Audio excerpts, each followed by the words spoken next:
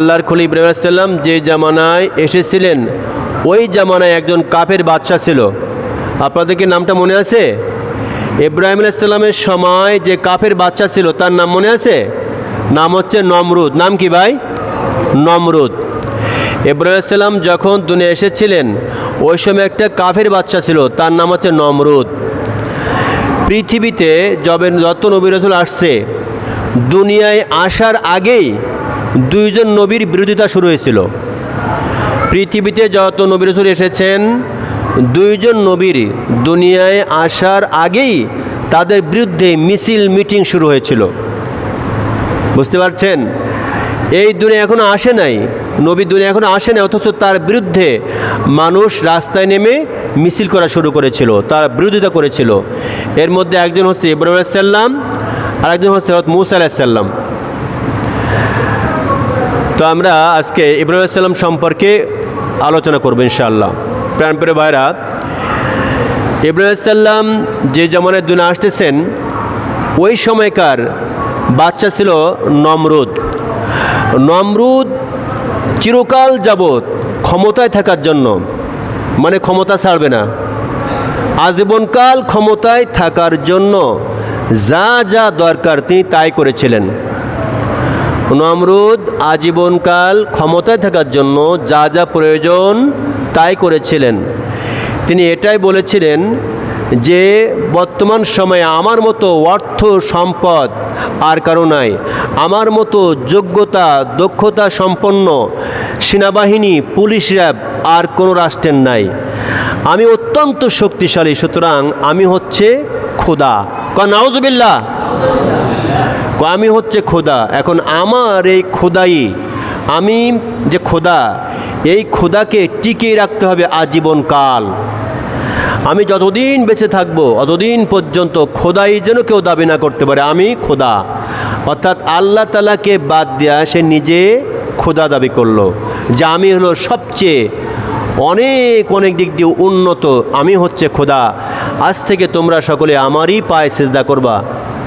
সকলকে ডাক দিল, তার এলাকার সকল মানুষ, সকল প্রকার যারা ছিলেন প্রজা, সকলকে বললেন আজ থেকে তোমরা আমাকেই সিজদা করবে, অন্য কারো সিজদা করতে পারবে না। এই ঘোষণা হয়ে গেল, মাইকিং করে এলাকায় সব জায়গায় ঘোষণা হয়ে গেল। মানুষ সকলেই কেউ বিরোধিতা করলেও তাকে বাঁচতে দেয় নাই, বিরোধিতা করছে যে না, আমরা নমরুদের কেউ তার সিজদা করব না। এই কথা যারা বলেছেন তাদেরকে মেরে মেরে সাফ করেছেন। আলেমুল আমাদের মেরেছেন, যারা তার বিরোধিতা করছে তাদেরকে মেরেছেন। নমরুদ চেয়েছিল যারা আমার বিরোধিতা করবে, আমাকে নিয়ে যারা সমালোচনা করবে, এদেরকে আমি দুনিয়ায় বাঁচতে দিব না। আমার ভাইয়েরা, নমরুদ করলেন কি? এবার তার খোদায়িত্ব টিকিয়ে রাখার জন্য আজীবনকাল যেন ক্ষমতায় থাকতে পারে, ক্ষমতার যেন হস্তান্তর না হয়, আজীবনকাল যেন খোদা হয়েই থাকতে পারে, এমন থাকার জন্য তার ভিতরে একটা প্রশ্ন জাগলো, না এর মধ্যে যদি কোনো সন্তান আসে দুনিয়ায়, আর যদি সে অনেক শক্তিশালী হয় তাহলে আমার খোদাই যেতে পারে হয়তোবা, অনেক পেরেশানি। এই জন্য বোঝার জন্য তৎকালীন সময় সকল গুণিন, সকল জাদুকর সকলকে তার রাজদরবারে ডাকলেন, মাইকিং করা হলো। দেশের সমস্ত গুণিন যারা ছিলেন, দেশে যত প্রকার জাদুকর ছিলেন, সকলকে তার রাজদরবারে ডাকলেন। রাজদরবারে ডাকার পর বাদশাহ বলা শুরু করলেন, এ গুণিনীরা, এ জাদুকররা, তোমরা ভালো করে গোনাপোড়া করো। আমার এই রাজ্যের মধ্যে আমার রাজত্ব কেড়ে নেবে কেউ, এমন সন্তান দুনিয়ায় আসতে পারে কি পারে না? আমার কোনো বিপদ মুসিবত আছে কি নাই, এরা তোমরা একটু গুণাগুনি করো, দেখো। বুঝছেন? উনি বলছেন আমার রাজত্ব আজীবনকাল থাকবে, আমি চাই, কিন্তু আমারই রাজত্ব নেওয়ার জন্য কেউ আসবে কি না, একটু তোমরা চেষ্টা করে দেখো, গোনাপড়া করো। এবার সকলে গোনা পড়া শুরু করলো। বাদশার বাড়িতে বসে সকলেই রাজদরবারে বসে গোনা পড়া শুরু করলো। জাদুকররা গুণিনরা গোনা পড়া করে কয়েকদিন পরে একটা রেজাল্ট দিচ্ছেন, জাহাপনা আপনার এই রাজ্যের মধ্যে এমন একটা সন্তান আসবে যে সন্তানটা অত্যন্ত দামি হবে। আপনার সকল প্রকার রাজ্য যা আছে সব ধূলিসাৎ হয়ে যাবে, আপনার খোদাই দাবি আর থাকবে না। বাদশাহ তখন বলছে, কি ব্যাপার, এমন লোক কি আমার সমাজে আসবে? বলে, হ্যাঁ অবশ্যই। ডেকে বলে, গুণিনরা শোনো, সকলেই তোমরা শোনো, জাদুকররা শোনো, এমন ব্যক্তি যদি কেউ আসতে পারে তাহলে কতদিন পর সে আসবে তোমরা জানো নাকি? বাদশাহরা আপনার গুণিনরা বললেন, এমন একজন ব্যক্তি এখান থেকে শুরু করে 1 বছরের মধ্যে আপনার এই রাজ্যের মধ্যে জন্মলাভ করবে। বাদশাহ তো মাথা খারাপ, কি আমার এতদিনের শখ, এতদিনে তিল তিল করে গড়া এই বিশাল রাজ্য সাম্রাজ্য, এত শান্তি, এত সুখ, আমি যা বলি তাই হয়, আমি যখন যা করি তাই হয়, বিরোধী দলের মধ্যে কথাই বলতে দেই না, আমার বিরোধী দল যারা আছে কথাই বলতে দেই না, আমি যা বলবো তাই হবে, এমন একটা সুন্দর সিস্টেমে আমি চালাই দেশটা। আর আমার দেশের মধ্যে আবার একজন আসতেছে আমার রাজ্য কেড়ে নেবে, আবার এক বছরের মধ্যে, অসম্ভব, এটা তো আসতে দেওয়া যাবে না। কে বলছে? ফ্রাউন বলছে আসতে দেওয়া যাবে না। কি করতে হবে? জন্ম নিয়ন্ত্রণ পদ্ধতি শুরু করতে হবে, যাতে করে এখান থেকে 1 বছর পর্যন্ত কোনো সন্তান যেন কোনো মায়ের গর্ভে না আসে, এই কাজ আজ থেকে শুরু করতে হবে। সকলকে এই পাবলিসিটি করে দেওয়া হোক। মন্ত্রী তৎকালীন সময়ে তার স্বরাষ্ট্রমন্ত্রী ছিলেন একজন, তার নাম হলো আজর। কি নাম ভাই? আজর। নমরুদের একজন স্বরাষ্ট্রমন্ত্রী ছিলেন, তার নাম হচ্ছে আজর। এই আজর ঘোষণা করল, আজরকে বলল যে স্বরাষ্ট্রমন্ত্রী আপনি এক কাজ করেন, সারা দেশে মাইকিং করেন, বলে দেন যেন আমার রাষ্ট্রে আজ থেকে কোনো প্রকারে কোনো ছেলে এবং কোনো মেয়ে এক বিছানায় না ঘুমায়, আজ যদি ঘুমায় তাহলে তাদেরকে ধরে নিয়ে আসবেন। দ্বিতীয়ত, কোনো ঘরে যেন কোনো বাচ্চা জন্মলাভ না করে, যদি বাচ্চা জন্মলাভ করে তাহলে সেই বাচ্চাদেরকে আপনারা মেরে ফেলাবেন। এই সিদ্ধান্ত জারি হয়ে গেল। আমার বাইরে এইভাবে দিন চলা শুরু হয়ে গেল।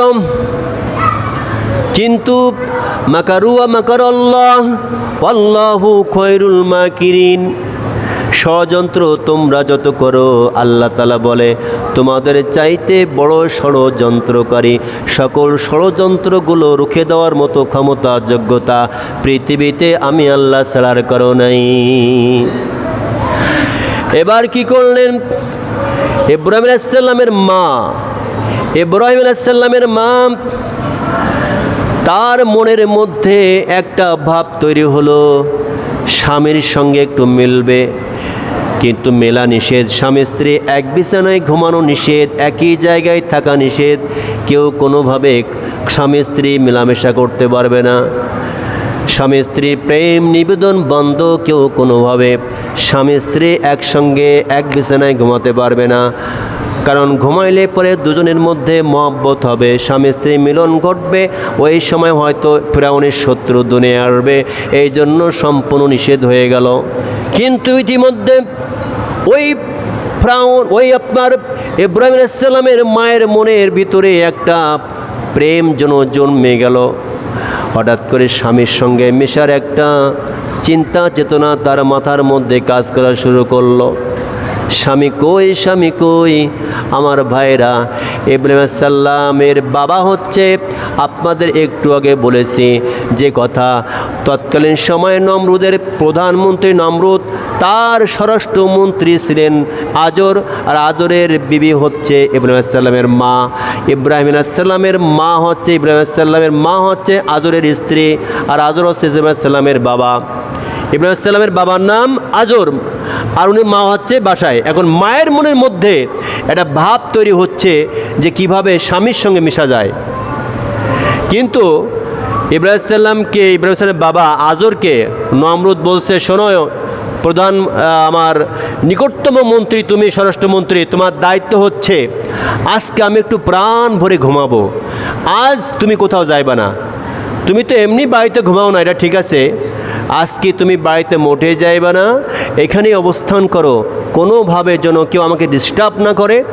আর যদি কোনো সমস্যা হয় তুমি নিজ হাতে, স্বরাষ্ট্রমন্ত্রী যেহেতু, তুমি বিচার ফয়সালা করে দিও, খবরদার খবরদার কোথাও যাবে না তুমি। ইব্রাহিম সাল্লামের বাবা আজর রয়েছেন সেই দরবারে। হঠাৎ করে রাতের গভীরের মধ্যে মার মনের মধ্যে একটা ভাব চলে আসছে স্বামীর সঙ্গে মিশার জন্য। ইব্রাহিম সাল্লামের মা এবার চলে যাচ্ছেন রাজদরবারে তার বাবা আছে। এখন যখন চলে গেছেন, দেখার পরে বহু ঝামেলার মধ্য দিয়ে গেছেন, কিন্তু মাঝখানে যত প্রকার গার্ড ছিলেন, নমরুদ থাকে কিন্তু একেবারে ভিতরে থাকে, এর মধ্যে কিন্তু অনেকগুলো গার্ডম্যান দাঁড়িয়ে আছে, সব গেটে গেটে গার্ডম্যান আছে। আল্লাহর ইচ্ছা তো এই মহিলা মানুষ চাদর মুড়াই দিয়া সুন্দর করে আস্তে করে চলে গেছেন, কোনো গার্ড দেখতে পান নাই, কারণ সুবহানাল্লাহ। আস্তে করে চলে গেছেন ভিতরে যখন চলে গেছেন তার স্বামীর কাছে, আজর দেখার পরে সুন্দর করে এবার তার মুখটা খুললেন, ঘুমটা খুললেন, তাকে দেখে এই রাতে, এত রাতে ওনার মনে একটু ভাব জন্মে গেছে, স্বামীর মনেও একটু ভাব আসছে। ওনারও একটু ইচ্ছা ছিল কি যেভাবে একটু বোর সঙ্গে দেখা করতে পারি, এমন ভাব ওনার মনেও আসছে। উনি যখন বিবিকে দেখছে, দেখার পরেও থেকে খুশি, তুমি আসলে কেমন করে? আমার মনে তখন চাচ্ছিল তোমার সাথে দেখা করব, কিন্তু এই শয়তান নমরুদ আমাকে যেতে দিচ্ছে না, তুমি আসলে কেমন করে? আমারও মনে খুব ইচ্ছা হয়েছে আজকে যে আমি তোমার সাথে দেখা করব, তাই চলে আসছি। তো কেউ দেখে নাই? কেউ দেখে নাই, কেউ যায় না, আমি সুন্দর করে পালিয়ে তোমার কাছে চলে আসছি। এবার দুজনে একসঙ্গে এক বিছানায় আলিঙ্গন করলেন, দুজনে একই সঙ্গে একই জায়গায় থাকলেন। একই থাকার কারণে, দুজনে মিল মহব্বত হওয়ার কারণে আল্লাহর খলিল ওই দিন তার মায়ের পেটের মধ্যে চলে গেল। সুবহানাল্লাহ। নমরুদ বলছে আমি ইব্রাহিমকে আসতে, আমার শত্রু আসতে দিব না, আর আল্লাহ তাআলা এমন কৌশল করলেন, তারই রাজদরবারে সবচেয়ে একেবারে 1 নম্বর যে নিকটতম ব্যক্তি, স্বরাষ্ট্রমন্ত্রী, তার ঘরেই আল্লাহ তাআলা ইব্রাহিমকে দিলেন। জিক্কা দিকন সুবহানাল্লাহ। এজন্য কার দিয়ে যে কাকে আল্লাহ মারবে কিছুই করার নাই, কিছুই বলার নাই। প্রাণপ্রিয় ভাইরা, এবার চলছে, দিন যায়, উনি চলে গেলেন বাসায়, দিন যায়, আস্তে আস্তে করে মায়ের পেটের ভিতরে ইব্রাহিম আলাইহিস সালাম বড় হচ্ছে। এই খবর কেউ রাখে না, ওনার পেটে যে বাচ্চা গেছে এটা মাও যায় না, বাবাও যায় না, দুজনেই একেবারে পৃথকভাবে আসেন তো আসেন। এভাবে 1 বছর হবে সামনে। যখন 7 মাস 8 মাস হয়ে গেছে, আস্তে আস্তে পেটটা বড় হওয়ার কথা। পেটে বাচ্চা থাকলে তো পেট বড় হয়। আমাদের মায়েদের পেটে বাচ্চা গেলে 4-5 মাস বয়স থেকে অলরেডি পেট ফুলতে থাকে, বাচ্চা বড় হয়, আমরা খুশি হয়ে যাই, বাবারা খুশি হয়। মাঝে মধ্যে বাবা করে কি, স্ত্রীর পেটে একটু কান লাগে, শোনে এই যে কথা বলছে, হ্যাঁ এই যে কথা বলছে, এই যে আমার আব্বু ডাকে, কি খুশি, অথচ ডাকে না কিন্তু অভিনয় করে, খুশি হয়। আমার বউয়ের পেটে বাচ্চা, আমার বাচ্চা, ছেলে হোক মেয়ে হোক, যা একটা আসতেছে, বাবা খুশি, এই যে আমাকে ডাকছে, ইত্যাদি ইত্যাদি। কিন্তু ইব্রাহিম আলাইহিস সালাম আর তার মা এবং বাবার ভিতরে এরকম একটা ভাব তৈরি হয় নাই, কারণ ওরা জানে সন্তান আসে নাই। আমার ভাইরা, এমনি করে দিন যাওয়ার পরে যখন ঠিক বাচ্চা প্রসব হবে, এই সময় আল্লাহ তাআলার তরফ থেকে এসেছেন জিবরিল আমিন, এসে বলছে, ও মেয়ে, তোমার গর্ভে একটা সন্তান আছে, তুমি কি জানো? বলে, না, আমার গর্ভে কোনো সন্তান নাই। আমি জানি আমি সুন্দর পবিত্র, কারণ এই এতদিন পর্যন্ত আছি, আমার প্রতি মাসে ঠিক মতো আমার মেন্স হয়েছে, প্রতি মাসে যা যা দরকার সব হয়েছে। আমি জানি আমার পেটে কোনো সন্তান আসে নাই, আমার পেটে কোনো সন্তান নাই। বলে, আপনি টেনশন করবেন না, অবশ্যই সন্তান আছে আপনার পেটের মধ্যে, আপনি জানেন না। তাই নাকি? বলে কে? যার জন্য সারা দেশের মধ্যে স্বামী স্ত্রী এক বিছানায় থাকা নিষেধ, সেই ব্যক্তি মা তোমার গর্ভে, বিবি তোমার গর্ভে চলে আসছে। উনি তখন বলছে, ঠিক আছে আমার গর্ভে আসলো আমি বুঝলাম, কিন্তু এটা ডেলিভারি কেমন করে হবে? আজকে যদি আমার ঘরের মধ্যে বাচ্চা ডেলিভারি হয়ে যায় তাহলে নমরুদ জানতে পারবে। নমরুদ যখন জানবে আমার স্বামীর চাকরি যাবে, আমাদের না খেয়ে থাকা লাগবে, আমাদের সকলকে মেরে ফেলবে। এমন করে বলার পর তখন বলছেন, টেনশন করবেন না, আপনাদের কোনো চিন্তা নাই, কোনো টেনশন করবেন না। এক কাজ করেন, আপনি আমার সঙ্গে চলেন, আপনার জন্য যেমন নার্স প্রয়োজন তেমন নার্স দেওয়া হবে। নার্স অর্থাৎ সেবিকা যেমন প্রয়োজন, বাচ্চা ডেলিভারি হতে হলে নার্সের প্রয়োজন, সেবিকার প্রয়োজন, ধাত্রীর প্রয়োজন। এগুলো আপনার কারো লাগবে না, লোক জানাজানি হবে। আপনার জন্য ব্যবস্থা করা হয়েছে। আপনি চলে গেলেন জঙ্গলার মধ্যে যাওয়ার পর সেই জায়গায় আল্লাহ তাআলার রহমতে আল্লাহর খলিল ইব্রাহিম জন্মলাভ করেছে। সুবহানাল্লাহ। এবার জন্মলাভ করার পরে ডাকে বলছে, আপনি বাসায় চলে যান, আপনার দায়িত্ব নাই। কয় না, আমার সন্তান রেখে আমি কেমনে যাব? যদি বাড়িতে নিয়ে যাই আমার স্বামী জানবে, আমার স্বামী জানলে তাকে মেরে ফেলবে, আর যদি এই খবর জেনে যায় বাদশাহ নমরুদ তাহলেও মেরে ফেলবে। এই সন্তানের উপায় কি হবে? ডেকে বললে, আপনি চিন্তা করেন না, সন্তান এখানেই থাক, দায়িত্ব আমাদের, আপনি যান।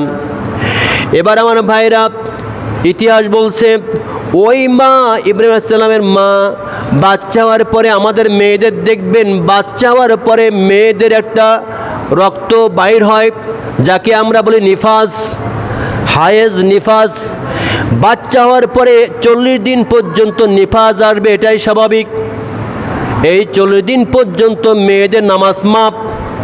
আমার ভাইরা, ইব্রাহিম আলাইহিস সালাম জন্ম নেওয়ার পরে যে সময় জন্ম নিয়েছেন সেই সময় যে রক্তটুকু বাইর হয়েছে, তারপরে এক ফোঁটা পর্যন্ত রক্ত বাইর হয় নাই। কেন বাইর হয় নাই? আল্লাহ তাআলা বলছেন, এটাই যদি রক্ত বাইর হয় বাচ্চা হওয়ার পরে, তো নিফাস যদি থাকে স্বামী বুঝতে পারবে কি আবার তোমার রক্ত কোত্থেকে আসলো, এই খবর চলে যাবে রাজ দরবারে। এই জন্য আল্লাহ তাআলা একবার সুন্দর করে তাকে পবিত্র রেখে দিয়েছেন। আমার ভাইরা, এবার সন্তান রেখে উনি বাড়ি চলে গেলেন, কিন্তু সন্তান কি খাবে? এই সন্তান খাবে কি? জঙ্গলার মধ্যে বাচ্চা, এই বাচ্চার খাবার কোত্থেকে আসবে? টেনশন পেরেশানিতে সবাই। আসলে তো খাবার কোত্থেকে আসবে? মা পেরেশানিতে আছে, ফেরেশতারাও চিন্তা করছে কিভাবে কি হবে। আল্লাহ বলছে, জিবরিল টেনশনের কারণ নাই, তুমি এক কাজ করো, ওর 3টা আঙ্গুল বাচ্চার গালের মধ্যে ঢুকাই দাও। আপনারা দেখবেন ভাই, ছোট বাচ্চা যারা হয়, এই বাচ্চা দেখবেন বারবার আঙ্গুল গালের মধ্যে আঙ্গুল ঢুকায় গালের ভিতরে। মা টেনে টেনে বাইর করে, অথচ বাচ্চা বারবার আঙ্গুল ঢুকায় দেয়। তো ওই বাচ্চা আঙ্গুল ঢুকাই দিছে, আপনার ঢুকাইতে চায় কিন্তু পারে না। আল্লাহর খলিল ইব্রাহিম আলাইহিস সালাম না পারার কারণে জিবরিল আমিন 3টা আঙ্গুল নিয়ে তার এই 3টা আঙ্গুল নিয়ে গালের মধ্যে ঢুকাই দিলেন। দেওয়ার পরে তার কান্না বন্ধ হলো। আল্লাহ রাব্বুল আলামিন তার একটা আঙ্গুলের মধ্যে দিয়েছেন মধু। কান সুবহানাল্লাহ। এক আঙ্গুলে মধু, আর এক আঙ্গুলে হচ্ছে আপনার টাটকা ফ্রেশ দুধ, আর এক আঙ্গুলে দিয়েছেন টাটকা ফ্রেশ স্বচ্ছ পানি। দুধ, মধু, পানি। এই ইব্রাহিম আলাইহিস সালাম গালের মধ্যে আঙ্গুল যখন শোষেন সাথে সাথে এই 3টা একসঙ্গে প্রবাহ হয়। আরও খেয়ে আস্তে আস্তে অনেক বড় হয়ে গেল। একটু বুদ্ধি যখন হলো তখন বলে, আমি এখানে কেন? তাই না? আমি কই আসলাম, আমি এখানে কেন? আমার প্রভুকে, আমার রবকে। আজ থেকে অনেক ঘটনা, এখানে অনেক ঘটনা ভাই, বলার দরকার নেই। উনি এবার চলে গেলেন বাবার বাড়িতে। ওরা মানে কোনোভাবে মানায় নিছে আর কি, এত বলার দরকার নেই। বাড়িতে যাওয়ার পরে ইব্রাহিম আলাইহিস সালাম বাড়িতে যাওয়ার পরে মা বাবা সবাই মিলেমিশে আছে আর কি, রাত দুপুর সবাই আছে, কোনো সমস্যা নাই। কারণ এই যে কার সন্তান এটা একমাত্র জানে তার মা, আর তার মা তার বাবাকে বলেছেন, কিন্তু কৌশলভাবে এটা কাউকে জানতে দেয় নাই। এই যে ইব্রাহিম আলাইহিস সালাম নমরুদের শত্রু, এটা কাউকে বুঝতে দেয় নাই। আস্তে আস্তে করে সন্তান যখন আরও বড় হলো, এবার একদিন পূজা করার জন্য, অনেক ঘটনা, পূজা করার জন্য ইব্রাহিমকে ডেকেছিলেন। যে চলো আমাদের মেলা আছে, মেলায় যাবো আমরা পূজা করতে, তুমি আমাদের সাথে চলো। উনি বলেছিলেন না, ইন্নি সাকিন, আমি অসুস্থ, আমি যেতে পারবো না। এও অনেক ঘটনা, উনি যান নাই। তো বলছে যেহেতু আমরা যাব পূজা করতে, তুমি যাইবে না, তো তুমি বাসায় থাকো। তো আমাদের যে মূর্তিগুলো আছে 10 হাত মূর্তি শুদ্ধ, আশেপাশে যারা মূর্তি আছে এই ঘরের মধ্যে অনেক মূর্তি রাখা আছে, এদের দুপুরবেলার খাবারটা তুমি দিও। বলছে সমস্যা নেই, আমি দুপুরবেলা খাবার দিয়ে আসবো। তো উনি গেছেন খাবার নিয়ে। কী খাবার? চমচম, তারপরে দানাদার, রসগোল্লা, যা যা লাগে সব নিয়ে গেছেন ঠাকুর ঘরে। যে দেখে তার মধ্যে 10 হাত, 20 হাত, 3 হাত, 2 হাত যা আছে আর কি সব দেয় আছে। তো উনি যে বলছেন তোমরা তো খোদা, আমার বাবার খোদা, মায়ের খোদা, ইত্যাদি ইত্যাদি, তা খাওয়া শুরু করো। কেউ খায় না, এত বলে কেউ খায় না। ও জানে এগুলা কখনো খাবে না, এই জন্য আগে থেকে একটা কোরালও নিয়ে গিয়েছিল। কোরালটা নিয়ে বলছে শোনো, আমার যে খাবার তুমি যদি না খাও কিন্তু আমি কিন্তু তোমার ছাড়বো না। তুমি আমার বাবার খোদা, মায়ের খোদা, তাড়াতাড়ি খাও।